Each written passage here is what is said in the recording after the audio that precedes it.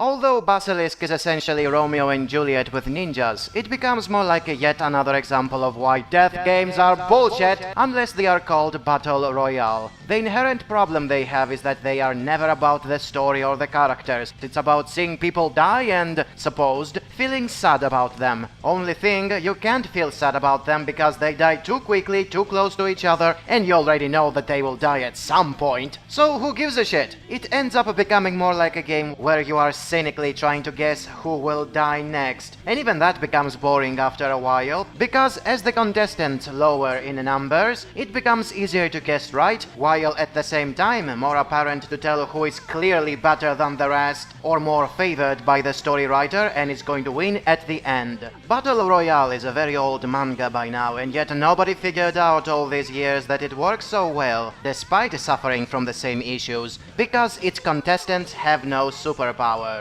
They had talents which, to the most part, were within the realm of reason and felt very plausible. Said the talents were not giving them that much of a head start over everyone else, and were still things everybody knew they possessed right away. All other death games fail because they try to throw in so much supernatural nonsense that it becomes impossible to take the whole thing seriously, or at least be made to think it makes sense or matters in the long run. No sir, one can teleport, one can fly, one is immortal, and nobody knows the other guy's powers until he's about to die. Although keeping your powers a secret is fun, if keeping them hidden is the only thing that makes them work, renders pointless the kind of power you have in the first place. It doesn't matter what strategy you use to exploit the other guy's weaknesses, it only matters if you keep it a secret. So what's the point of having crazy powers? You can have something as simple as a hidden dagger in your sleeve, and it wouldn't make any difference next to a guy who shoots lasers from his eyes. Not only Basilisk made that grave mistake, it also made it worse by having characters that look like monsters. Despite being a colorful bunch, the series revolves around just 3 of them, the main romantic couple and the Imba Immortal. They are the only ones you care for, not only because they matter to the plot, but also because they look normal. The rest of them either are useless cannon fodder or look like ugly mutants accompanied by a silly voice and some really crazy ninja power. You cannot see them as people with some sort of drama surrounding them, you see them as Pokemons. Oh look, it's the scaly guy who turns to water, and the bald guy who can walk through walls. It makes the whole thing seem like a silly kaiju movie from the 60s. Even if you try to watch the anime as a spectacle full of action and gore, Basilisk is still pretty bad, but not because of pretty colors and nice sounds. Visually and acoustically, the series is quite good, with detailed character designs, magnificent sceneries, moody music score, and interesting battle choreography. What ruins it is the 2 ninja clans that are fighting each other to the death not being balanced at all. They keep saying that they have equal chances of winning, and yet you constantly see the Kuga being obviously stronger and smarter than the Iga. You know which team is going to win right away. And no, death games are not meant to be fair or to have only balanced participants. It's just that there is no challenge if it's so obviously one-sided.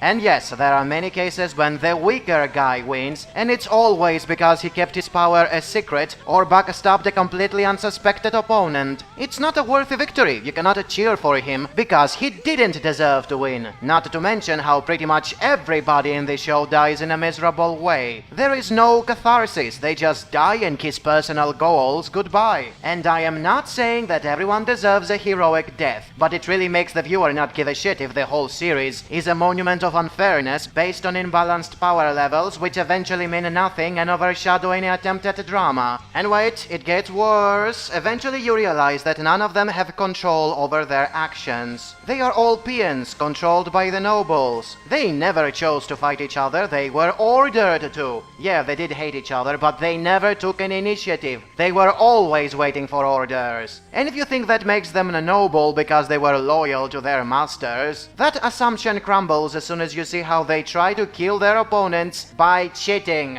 As for their masters, it's not like they are better either. Aside from being nothing but an excuse for the whole extermination to happen, they don't even care about their ninjas. In fact, the real reason they want the 2 clans to fight each other is so they can exterminate both as means to not be a problem in the future, meaning there was never supposed to be a winner in this stupid war. They were all meant to die at the end. So why were we even watching this show? To watch mindless drones killing each other because nobody wants them? What is the point of all this? Even the show becomes worse as it goes on. The pacing slows down more and more because the amount of people left alive becomes smaller as time goes by. It was fun at first because of the variety and the mystery surrounding their powers, but then you get to see less and less things about less and less people you already know everything about. Even the ending is a mess. You don't really understand what exactly happened. All three remaining warriors were so hacks and so painfully obvious they would be the ones in the finale that it's hard to figure out how their powers worked against each other. And it's not like it matters much either, since by now you feel like shit because you know you are watching people die because they are supposed to. It's so easy to figure out a way for how all this mess could have worked much better if we had the stupid Iga being wiped out in a few episodes by the superior Kuga, and if our two lovebirds had run away from all this mess, we would have an actually good story going on, where they are chased by the Kuga, who are still supposed to be annihilated by the Shogunate. It would still leave the show as a death game while spicing things a lot, even after most of them would be dead. But nope, instead of this obviously better story I came up with in 5 seconds, all we got was a lukewarm death game, with Pokemon ninjas, unfair battles, and a boring finale. As expected from Ganzo, the studio that can get the most brilliant premise and make nothing but a mediocrity out of it.